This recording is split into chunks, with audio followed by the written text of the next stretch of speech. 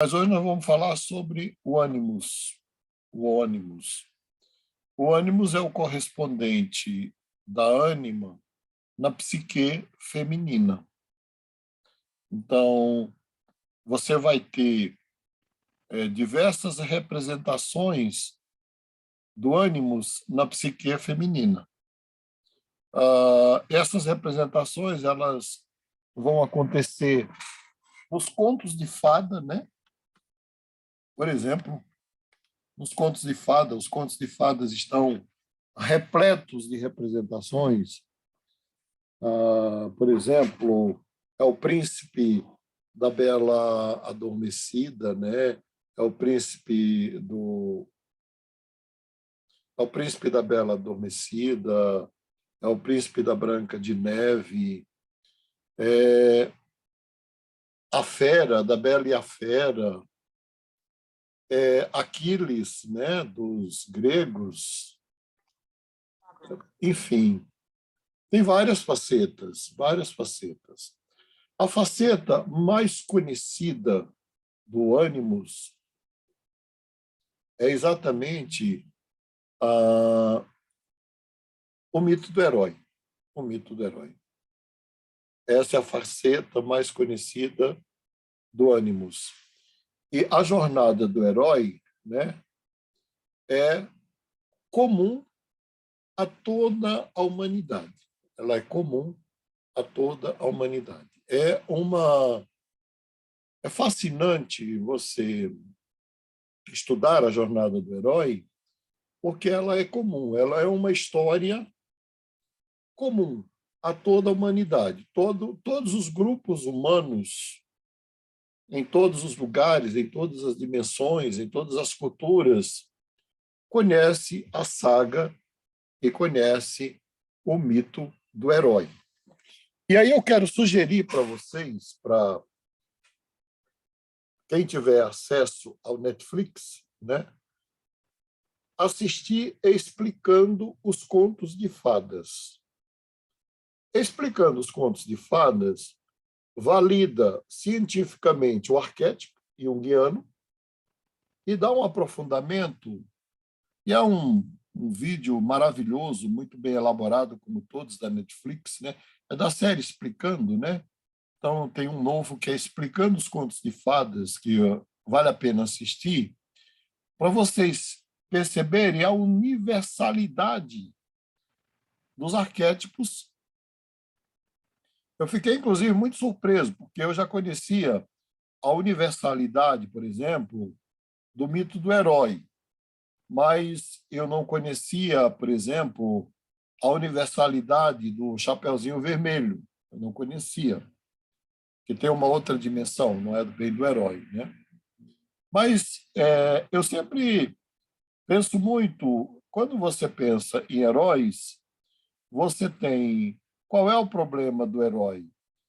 O herói ou ele leva uma vida comum, eu acho que até já falei para vocês aqui do mito de Aquiles, que o grande dilema de Aquiles, segundo o oráculo era viver uma vida comum, casar, ter filhos, morrer em ditosa velhice com netos e bisnetos, ou se tornar glorioso enfrentando as batalhas da guerra de Troia.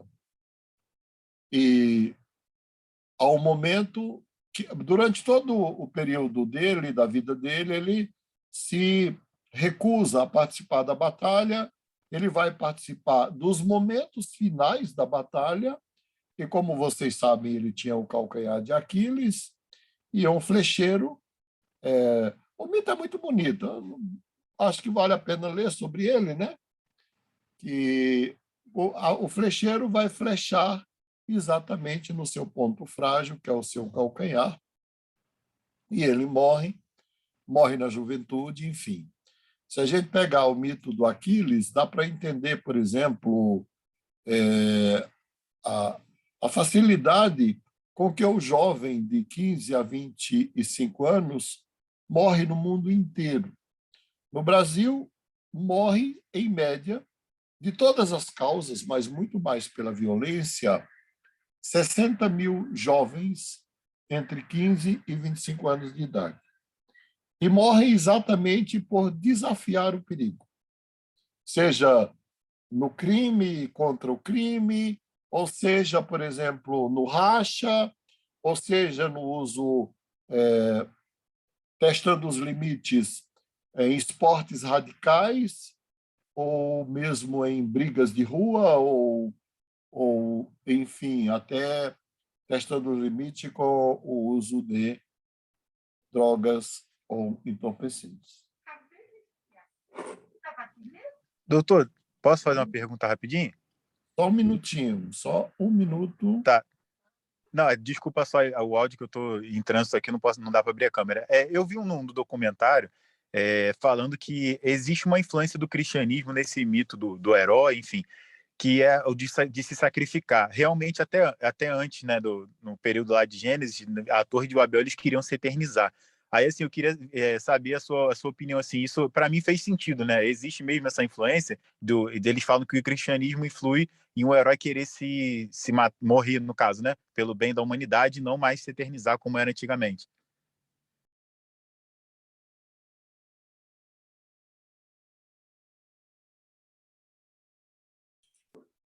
Olha, eu vou citar uma bibliografia para você, clássica, não é? Que é Um Ramo de Ouro, do James Frazer.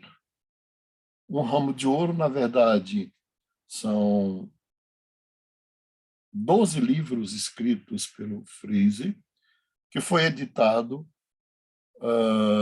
num único livro, foi sintetizado pelo Círculo do Livro e editado num único livro no Brasil, chamado Um Ramo de Ouro. Na verdade, Um Ramo de Ouro tem 12 livros. E James Frazer, ele pesquisa exatamente os povos,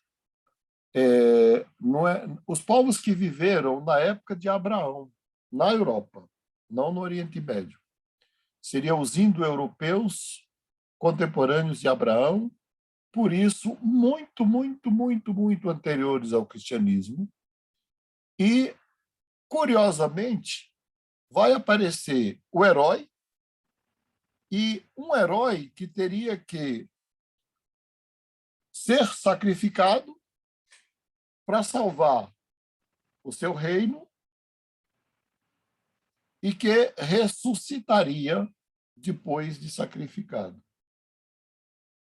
Então, eu não vou lembrar o autor, mas como você gosta da teologia, depois procure em espanhol Las Fuentes del Cristianismo, que é uma obra que vai falar exatamente de que vai falar sobre o fato de que muitas coisas, muitos fatos, muitas crenças que existem no cristianismo já existiam muito antes do cristianismo. O que parece que Jesus fez foi não só ser a síntese de todas essas crenças, como encarnar, né, literalmente, todas essas crenças. Nós podemos dizer que Jesus talvez seja o maior herói do Ocidente cristão, mas não é o único. A jornada do herói ela é universal e anterior ao cristianismo. Não sei se eu esclareci a sua dúvida. Com certeza. Já vou até pesquisar o material. Obrigado. Tá. Então, vamos lá.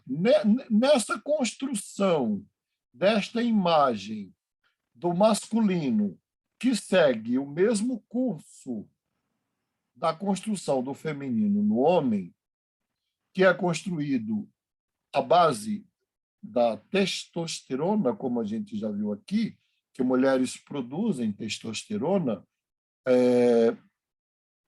a coragem feminina, a agressividade feminina e mesmo a sexualidade feminina é produzida por testosterona.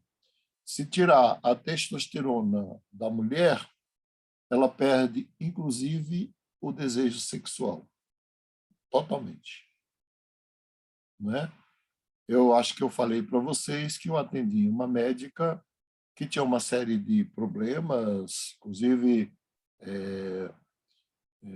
medo da vida, medo de trabalhar, medo de enfrentar a realidade, e não tinha, ficava meses e meses e meses sem nenhum desejo sexual, e ela achava isso uma repressão psicológica. E quando ela vem, naquele modelo que eu estou ensinando para vocês, a gente só parte para o psicológico depois de tirar do fisiológico ou bioquímico.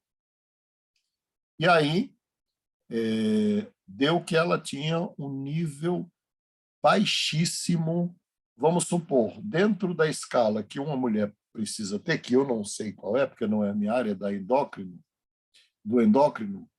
ela tinha 1% de testosterona, o que correspondia à testosterona de uma mulher. Daí o medo da vida, o acovardamento diante da carreira, a falta de interesse e de desejo sexual, enfim, não é? E aí, sobre esta base, aí vem a cultura, que coloca todo o seu holofote sobre o herói, isso em todas as gerações, em todas as épocas, em todos os momentos, e o herói termina sendo a matriz da representação feminina do masculino. Isso vai se tornar concreto, porque isso era só o imaginário. Mas na Idade Média, com o advento do cavaleiro medieval, né? Qual era o objetivo do cavaleiro medieval? Vencer o inimigo e conquistar a sua bela, ou a sua donzela, ou a sua amada. Quando você chega no romantismo do cavaleiro medieval, do período feudal, você tem a concretização desse imaginário, porque lá no Aquiles, o herói era apenas um conquistador de grandes batalhas. Mas o cavaleiro medieval, ele é um conquistador de grandes batalhas para conquistar uma grande mulher. Então, aí você tem ali a concretização do arquétipo. Porque o arquétipo se torna o quê? Físico. As pessoas conhecem. E se vocês observarem, e aqui não vai nenhuma... Eu peço licença, né, a todos que estão aqui ou que depois ouvirão o vídeo, verão o vídeo, não é um julgamento moral de valor, mas a ideia de um homem que expressa poder, seja poder econômico, político, militar, religioso, científico, a ideia de um homem que expressa poder ainda hoje exerce um grande fascínio sobre um grupo imenso de mulheres de todas as idades. Por quê? Porque esta existência desta pessoa, real ou imaginária, vai exatamente concretizar aquele desejo que já existe ou aquela figura construída no imaginário feminino ao longo dos séculos. Bom, o ânimos ele vai aparecer, então, nos contos de fadas, vai aparecer nos mitos, nas histórias, nas narrativas, nas poesias também, não é? E vai aparecer nos sonhos, e especialmente nas fantasias. Por exemplo, não é muito incomum ainda hoje. Hoje é menos comum, mas eu não sei se vocês assistirem a época do auge da carreira do Elvis, você vai ver as adolescentes desmaiando no auditório apenas com a presença dele. Vocês lembram? Alguém já viu isso? Um vídeo, um filme? Vale a pena ver. Hoje elas não vão desmaiar mais, não é? Elas desmaiavam na época por causa de uma brutal repressão sexual. Então, a presença dele aflorava todo aquele desejo que estava reprimido e, como elas não podiam expressar, apagavam. Hoje elas não vão fazer mais isso, mas elas vão também sentir o mesmo fascínio que sentia. É que eu não sei quem seria aí porque hoje falar de galã de novela não serve mais, porque... Mas vamos lá, deve ter filme, série, música que encarna esta figura deste homem que foi mudando. Ele hoje já não é mais o homem másculo. Ele hoje é muito mais um homem andrógeno. Não é mais o másculo, não tem mais lugar para aquele homem, vamos lá, cheio de músculo, cheio de força, cheio de, sabe? Não, cheio de tudo, não. É alguém que tem não só um aspecto masculino muito presente, mas também tem um aspecto feminino muito presente, e isso atrai, né, a jovem adolescente contemporânea. Mas, quando você pega, por exemplo, na música country, ainda vai ter a figura daquele homem viril, que seria a figura, né, do homem viril. Bom, como todo arquétipo, você tem o lado bom desse arquétipo, não é? Que é a virtude do cavaleiro. E aí, um dos livros fascinantes, né, Os Cavaleiros da Távola Redonda. Alguém aqui já leu? Que fala da lenda do rei Arthur. Não é. A diferença da lenda para o mito é porque a lenda se reporta a algo verdadeiro que foi sendo transformado pelo imaginário, mas que aconteceu. Então, o rei Arthur existiu, os cavaleiros da Távola Redonda existiram, mas eles foram se transformando naqueles homens lendários dos cavaleiros da Távola Redonda, né? Então, ali você vai ter o que é que fazia um homem medieval se tornar atraente.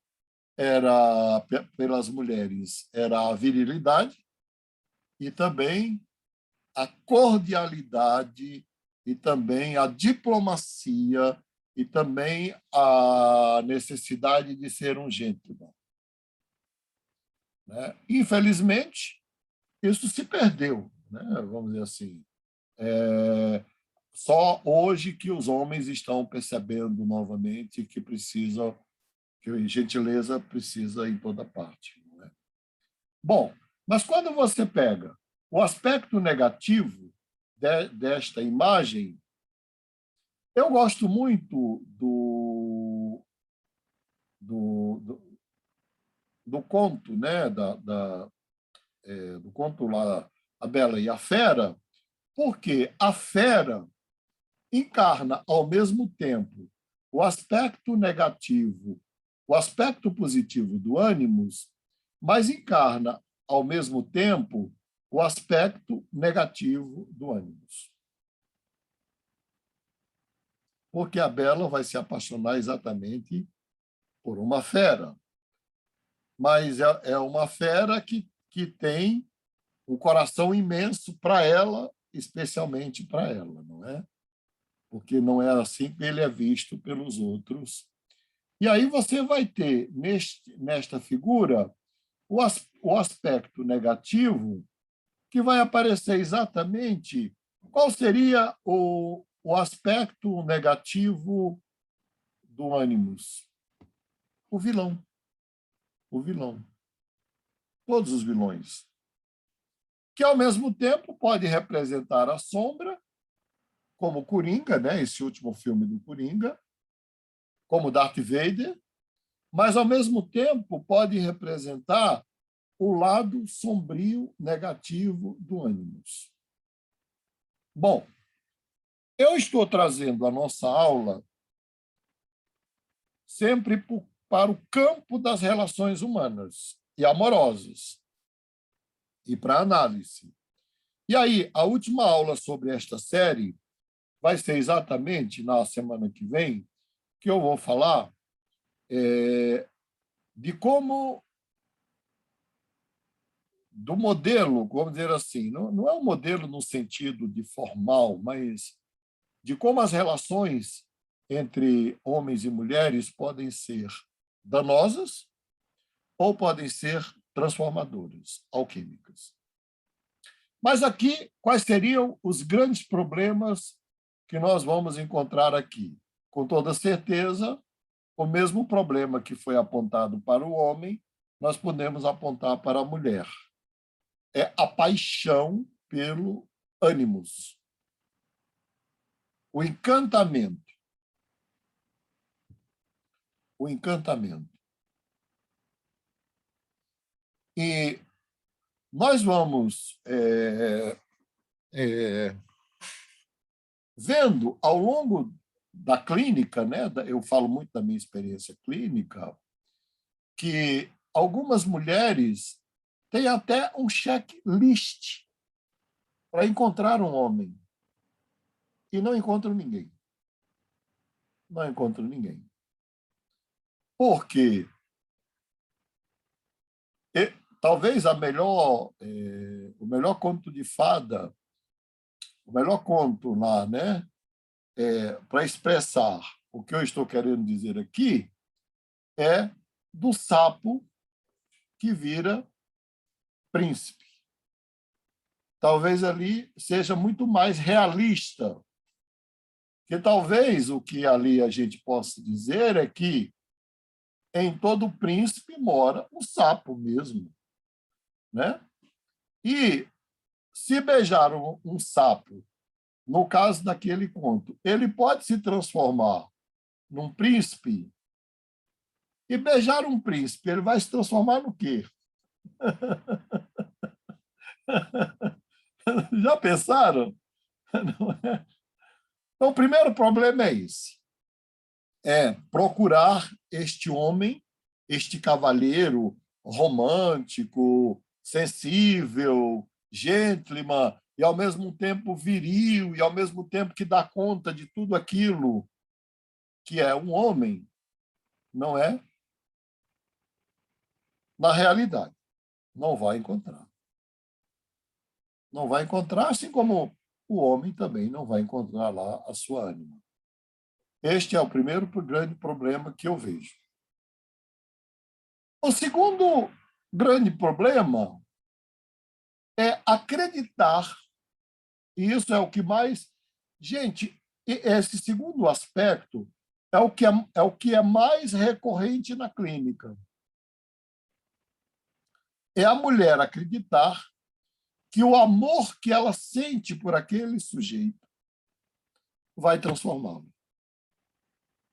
Ele é um sapo, mas o meu beijo vai transformá-lo num príncipe. Professor, é muito aquela questão de falar depois que casar melhora, né? Não, e elas criam mesmo uma ilusão. Desculpa por falar assim, porque o que eu Sim. falo para homem vale para mulher também, e o que eu falo para mulher vale para homem também. Então, não é uma questão de discriminação de gênero, não. Muitos homens falam, não, mas ela é assim, mas o meu amor vai transformá-la. Não vai. O mesmo ocorre com mulheres. Você tem esse fenômeno de uma forma tão cristalizada nas meninas, meninas que vão para a porta dos presídios de segurança máxima para namorar, ficar e, muitas vezes, engravidar dos criminosos que estão lá dentro. Isso é um fato concreto. Elas dormem na porta da prisão. Professor, uma Parece que a pergunta. Rafaela ficou meio chocada com essa narrativa. Ficou? Mas elas dormem. Oi? Fiquei sim, professor, fiquei sim. Mas elas dormem lá para ser a primeira a entrar. E muitas não conhecem ninguém. Elas vão na hora da visita, ou hoje conhecem pela internet, porque eles têm celular, e sabe quem é. E ela vai, e qual é a fantasia que ela cria? É que o amor que ela sente por ele e, eventualmente, o amor que ele sentirá por ela haverá de transformá-lo, porque o amor transforma tudo. Eu, pessoalmente, acho isso uma roubada. Tá? Professor, mas da onde vem isso? É isso que eu ia perguntar. Desliga alguma coisa no cérebro? Olha, A paixão eu acho desliga que algum isso, botãozinho? eu não saberia explicar de onde vem, né?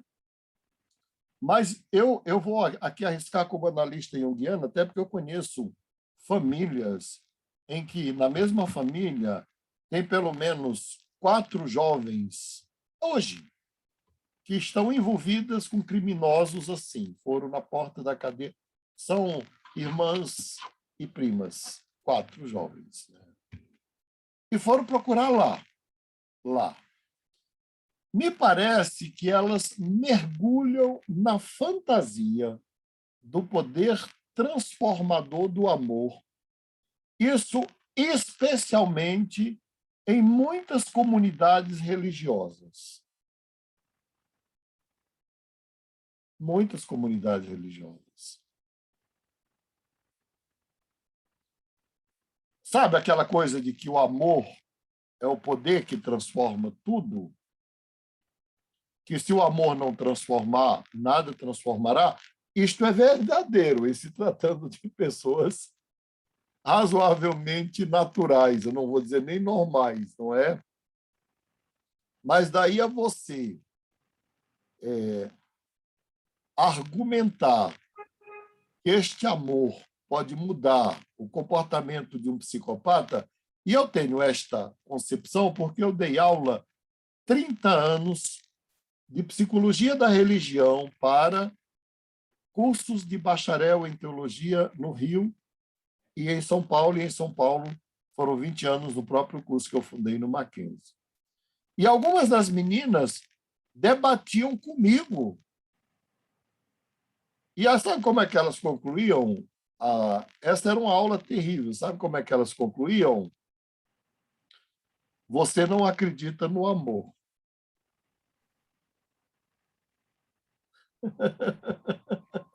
Porque tem um neurocientista Sim.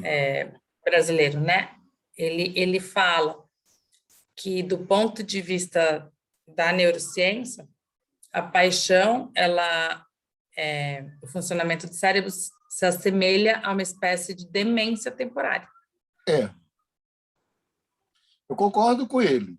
E a paixão, se a gente quiser, a gente pode até marcar, vocês, no final aqui, me lembrem de temas, né? Que a gente pode marcar, por exemplo, uma aula sobre amor e paixão, semelhanças e diferenças, que dá uma aula maravilhosa inteira sobre isso. E a outra fala assim, mas o seu problema é falta de fé. E aí argumenta com o amor de Deus. Porque o amor de Deus transforma tudo. Eu acredito que sim, mas o amor de uma pessoa humana é limitado, não tem esse poder. Transforma quando os dois estão, e aí nós vamos ver na aula da semana que vem, na mesma frequência, na mesma sintonia. Não por desequilíbrios éticos e morais tão díspares. Porque, curiosamente, essas 4 meninas que eu citei são de igrejas, de comunidades religiosas, como eu citei aqui. Alguém ia fazer uma Concordo. pergunta. Sim, professor. O senhor disse que talvez não tivesse uma razão específica por qual leva elas a fazerem, mas todas as ações geralmente têm alguns padrões, né? Então, tem algum padrão dessas pessoas que tentam resgatar esses homens, ou vice-versa, da mulher tentando resgatar os homens? Tem um padrão de tendências psicológicas ou tendências para, não sei, para Eu acho que tem um codependência? padrão de ter um trauma lá no fundo com a figura masculina Ok. e a tentativa de restauração. Não é de restauração a palavra. Não é restauração. É resgate. Resgate. Resgate.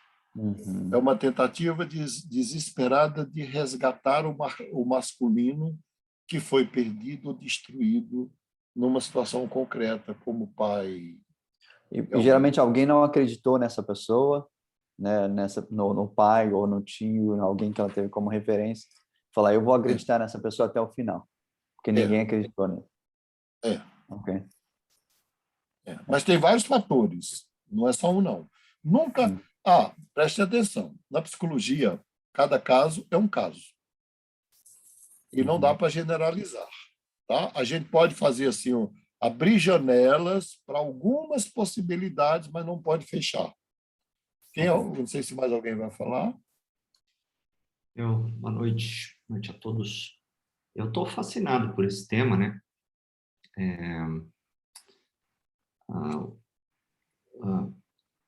O arquétipo em si da ânima está presente nos homens e o arquétipo ânimos está presente nas mulheres. Isso. Tá. Só que essa imagem mítica do homem viril,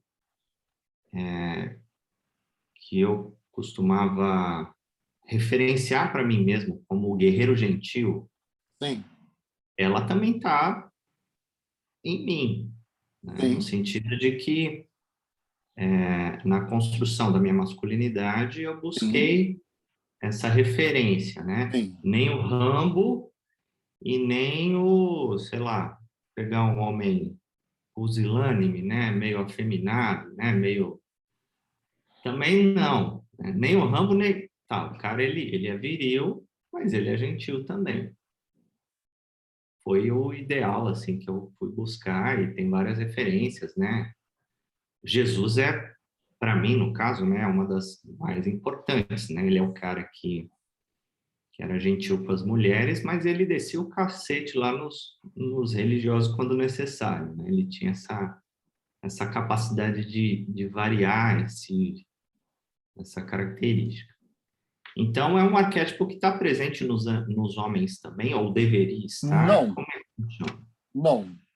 Nos homens, isto é uma questão de identidade. Quando você fala na busca pelo herói, né? Você está falando, seja esse herói como contextualizado de hoje, por exemplo, né? Que é difícil defini-lo, mas você está falando de que no menino, primeiro que isso vem sendo construído desde a mais tenra idade, né? Quando é construído desta forma. Mas você tem isso depois como objetivo de vida. Chega, especialmente quando você faz análise, né, que você percebe que muitos dos modelos, brincando com a aula de ontem, dos padrões transgeracionais não servem nem para você, nem para a sua geração, para a sua descendência, não é? E não serve nem para alguém que seja sua companheira, sua mulher, enfim. E aí você, lá de dentro, isso vem, às vezes muito cedo, não é? Na verdade, é que é tanto conteúdo, Alex, que eu fico tentando me fixar em alguns. Vocês já perceberam isso, né? Modéstia à parte,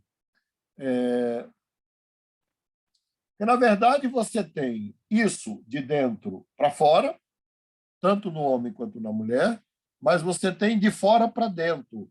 Na verdade, eu vou falar uma palavra forte, mas você tem, literalmente, a fabricação da mulher e, literalmente, a fabricação dos homens.